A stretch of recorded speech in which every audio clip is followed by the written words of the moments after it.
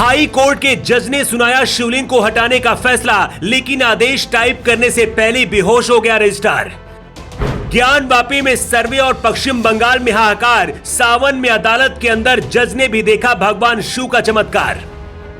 अदालत में प्रकट हुए भगवान शिव, जज साहब को बदलना पड़ गया अपना फैसला, कोर्ट में लगे हर हर महादेव के जयकारे। अदालत में जो हुआ शायद आज तक इससे पहले कभी नहीं हुआ होगा। आपने इससे पहले कहानियों और फिल्मों में सुना होगा कि भगवान अपनी गवाही देने पहुंचे, लेकिन इस बार जब शिवलिंग को हटाने के लिए जज ने फैसला सुनाया तो जज के आदेश को टाइप करने वाले की उंगलियां ही रुक गईं और वो बेहोश हो गया। इससे पहले दुनिया ने वृंदावन के उस जज साहब की कहानी भी सुनी थी जब उनकी अदालत में खुद भगवान शिव पहुंचे थे, लेकिन जिस वक्त काशी में ज्ञानवापी के अंदर सर्वे चल रहा है, उधर बंगाल हाई कोर्ट के अंदर अचानक भोलेनाथ के नारे लगने लगे। लोगों ने ही नहीं बल्कि जज साहब ने भी मान लिया कि शिव है। कलकत्ता हाई कोर्ट के न्यायाधीश जय सेन गुप्ता फैसला सुना रहे थे। जज साहब ने अपना फैसला सुना भी दिया था। फैसले के मुताबिक भोलेनाथ के शिवलिंग को हटाना था, लेकिन तभी अदालत के अंदर ही कुछ ऐसा हुआ कि हर तरफ हर हर महादेव के नारे लगने लगे। शिवलिंग को हटाने के लिए जब आदेश टाइप किया जा रहा था, उसी दौरान रजिस्ट्रार की उंगलियों ने काम करना बंद कर दिया। इसके बाद भी जब जज साहब नहीं माने तो आदेश टाइप करने वाला रजिस्ट्रार अदालत में ही बेहोश होकर गिर पड़ा। बंगाल के मुर्शिदाबाद में रहने वाले सुदीप पाल और गोविंद मंडल के बीच जमीन को लेकर विवाद चल रहा था। इसी साल मई महीने में दोनों के बीच जमीन को लेकर मारपीट भी हुई थी। इसी दौरान एक दिन अचानक विवादित जमीन पर शिवलिंग प्रकट हो गई। सुदीप थाने पहुंचा और शिवलिंग को हटाने की मांग करने लगा। मामला जब नहीं सुलझा तो सुदीप कलकत्ता हाईकोर्ट पहुंच गया।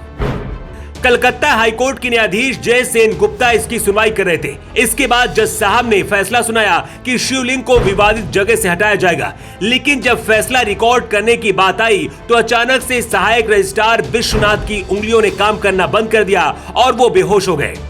इसके बाद जज साहब भी घबरा गए और उन्होंने शिवलिंग को हटाने का फैसला बदल दिया। जज साहब ने कहा कि अब इस पूरे मामले को निचली अदालत देखेगी। अदालत पर मौजूद हर किसी को लगा कि भगवान शिव की शक्ति का ही असर है।